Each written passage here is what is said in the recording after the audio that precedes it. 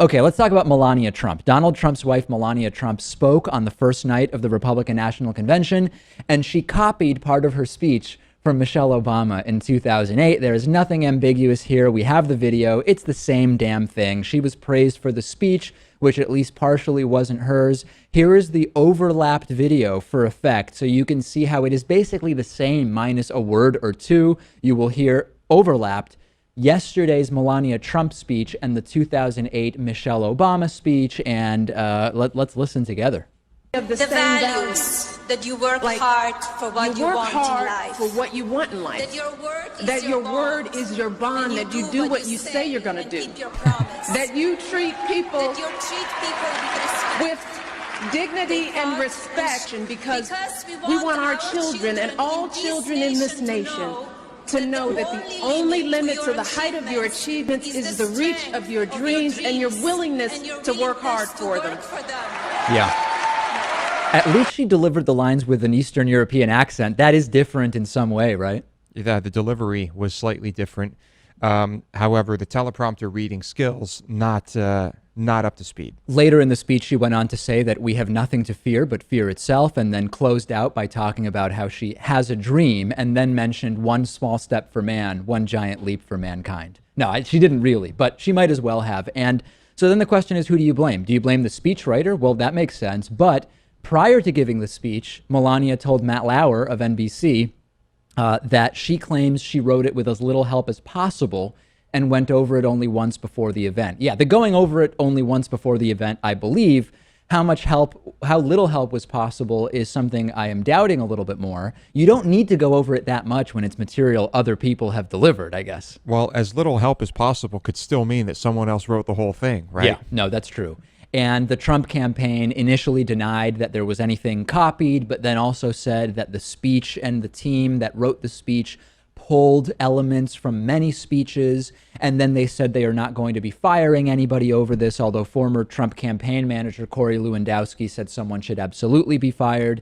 And current Trump campaign manager Paul Manafort said they're not going to fire someone, but then RNC chair Reince Priebus said somebody should be fired, et cetera, et cetera, et cetera.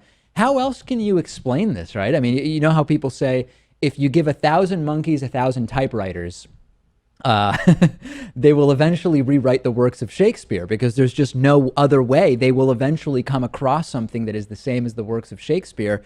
Maybe the English language, Lewis, isn't varied enough where it's just natural that you would come up with an identical paragraph from a speech 8 years later. No, this is blatant plagiarism. And whether or not this is trolling or sabotage is still up for debate. But after we play this next clip, it might become more clear. Well, lastly, she seems to have rickrolled the audience. If you're not familiar with the social phenomena, rickrolling is a prank and an internet meme where either a video or music or lyrics from the 1987 Rick Astley song, Never Gonna Give You Up, appear.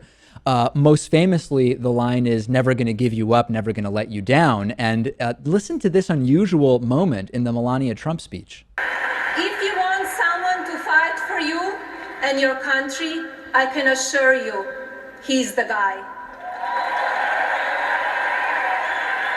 He will never, ever give up. And most importantly, he will never, ever let you down.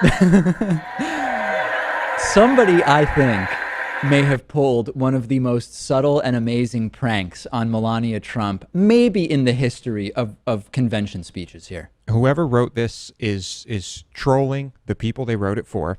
And I can't say with certitude that it's sabotage, but it's certainly at the very least trolling. And this person, let's be honest, should be fired immediately. And if they aren't, well, it just shows the incompetence of the Trump campaign. If not sabotage, to quote William Shatner, it might have been sabotage. And that's something I'm not hearing anybody discuss.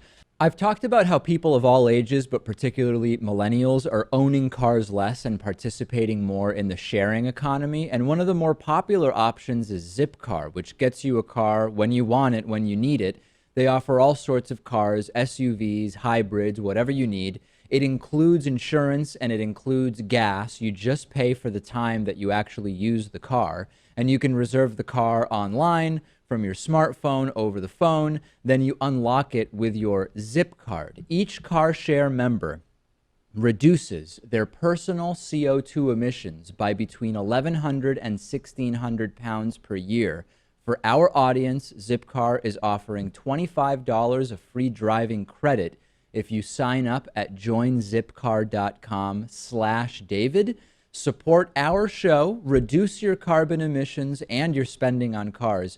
Sign up at joinzipcar.com/David.